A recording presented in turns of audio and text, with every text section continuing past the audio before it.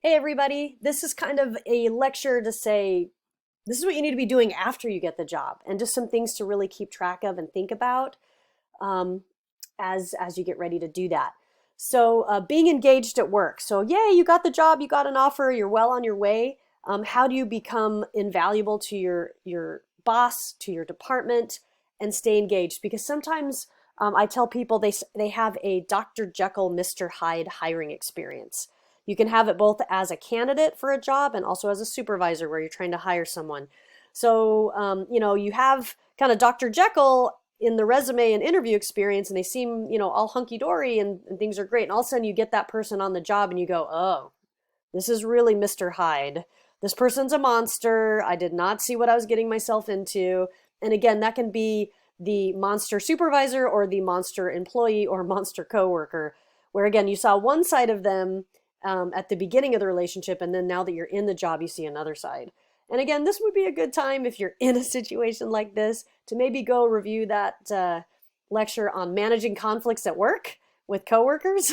um, that's a tough one. That's definitely tough. But once you get the job, you want to stay engaged. You don't want to fall out of love with your daily work life because that makes you not as productive and definitely not as satisfied. Let's talk about some research. We're going to go to the Gallup poll. Okay, so Gallup Purdue Index did a study looking at engagement in the workplace. So among graduates who are employed full-time for an employer, only 39% reported they're actively engaged in their job. That's not very many. That's kind of a minority there, right? 12% are actively disengaged, right? Those are the people who, they're basically taking up space and breathing oxygen, but not doing much else. And those are coworkers and employees we kind of tend to resent, and we wish they'd quit already and that they were gone. And they sometimes make our life really miserable. And then you have 49% who are at the job, but they're not engaged, right? So they're kind of just there showing up for the paycheck, and they're doing the work they're asked to do, but they're not doing anything more. They're kind of what I call the clock punchers. They come in on time, they go home on time, they don't go the extra mile. They just do the work that's put in front of them. There's nothing wrong with that, but it doesn't tend to be the most productive and efficient part of the workforce, right? They're getting the job done, and again, there's nothing wrong with getting the job done, but they're not really in it for the company or the company's mission. They're not innovating. They're not actively problem solving. They're kind of just there. Okay, so employers definitely want to change that. They want more of that 49% not engaged group to get into the engaged group, because honestly, the engaged group is where the future leadership comes from. That is where the promotions are. That is where the higher salaries live, and that's where you get noticed. So we'll talk more about being engaged at work, because some people are like, how come I'm not getting promoted? No one's noticing me. Well, you have to kind of think about the behaviors you need to do to get noticed, and you have to do a lot of observation. You have to dress the part, dress for the job you want, not the job you have. Make yourself visible, take on extra projects, go the extra mile, right? Now, you don't want to get recipe for burnout doing this, but those are the kind of things you need to be thinking about so you can be setting up your next promotion. The odds of being engaged at work are 2.6 times higher if your college prepared you well for life outside of college, doing those life lessons about how to get set up into adulthood or how to get ready for that next job if you're seriously thinking of changing jobs. You're 2.2 times higher if you had a mentor who encouraged you to pursue your goals and your dreams. Higher if your professors at college cared about you as a person. Higher if you had an internship or a job that allowed you to apply what you were learning in the classroom. Higher if you worked on a project that took a semester or more to complete. And again, that comes back to what we talked about in a past lecture, which was doing those long-term projects that you can add to your resume. Things like senior thesis or independent research. Those would be really, really good. It's also 2.4 times higher if the college was passionate about the long-term success of its students. Now, that may or may not be in your control, but again, some colleges are better at that than others. It's higher if at least one professor at college made you excited about learning and their passion was contagious. I seek to be that professor for you. I don't pretend I am for everybody. I know my limitations, and I know everyone has their own schedules and their own preferences of who they like to interact with and how they like to learn. So hopefully you've connected with a professor that you're excited to listen to talk to engage with, to ask questions of. makes you excited about learning, where you look forward to jumping in their class and seeing their content and what you're going to do today. It's also higher if graduates experience all three, right? All those come together. And it's higher if I was extremely active in extracurricular activities and organizations while attending college, right? Because again, you're getting kind of some of that social fulfillment outside of the classroom, because college is much more than just taking classes. It's a whole experience. And it's certainly higher if graduates experience all three, and certainly all six. Okay, so this is my standard advice. Don't take classes, take professors. Again, as long as it fits in your degree plan, but if you're just shopping electives, take the professors that you did well with. And maybe you didn't get the perfect grade you wanted, but you sure learned a lot, right? And you connected with them, and they made you excited, okay? If an employed graduate recalls having a professor who cared about them as a person, one who made them excited about learning, and having a mentor who encouraged them to pursue their dreams, the graduate's odds of being engaged at work more than double.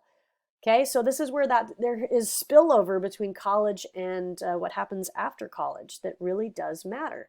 So again, don't take classes, take professors. As long as it fits into your degree plan, give yourself a chance to be successful with people that you are attracted to, that get you to work, that get you inspired. Take professors. The type of school you go to actually really doesn't matter when it comes to engagement in the workplace. It also doesn't matter when it comes to employee well-being. Okay, so yeah, we all have a little bit of our identity crafted by the school we go to, and I've literally had students come through our program that already have a bachelor's degree, and they just always wanted to be a Gator.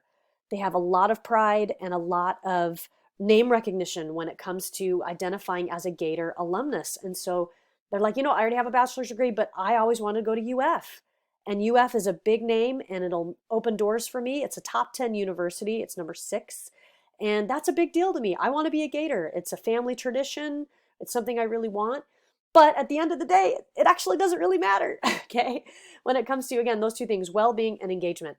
So you could go to a top US News and World Report school, and you're pretty much the same engagement at work as anybody else. You'd go to a top private school, a top public school, one that's selective or not selective, or a for-profit or not-for-profit, a public university like UF. And they're all pretty much the same. So similar percentages of employed graduates of not-for-profit private colleges and employed graduates of public colleges are engaged at work at the same levels. Graduates of private for-profit and are actually less likely to be engaged at work. Just a little bit. They're the ones that stand out, right? That 29% on there. Then are the graduates of private, not-for-profit, or public institutions. Okay? So as much as we all love being Gators, it's awesome. When it comes to what we're talking about with engagement at work and well-being, not as big of a deal, but it is a great identity. And I have to say, I love being at UF too. Hopefully you love being a Gator. Couple little highlights here. Employees that graduated in the arts and social sciences majors, so that's like humanities, English, history, sociology, anthropology, they're much more likely to be engaged at work. But here's the caveat. Don't take too long to get your degree. And don't get kind of bogged down by student debt either. So make sure you're expeditious with your degree, that you're completing your coursework, you're getting done. Finishing school in 4 years actually doubles the odds of engagement for working graduates. So getting out of school on time. Now, I know many of you are doing UF online, and many of you are going part-time, and I get that. Little confession from your professor.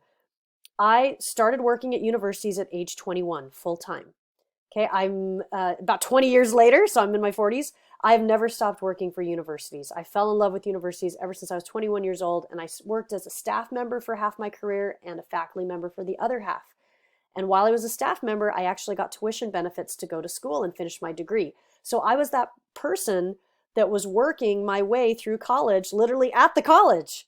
So I was working 40 hours a week and taking classes part-time to finish my bachelor's degree. I started my bachelor's degree in 1998.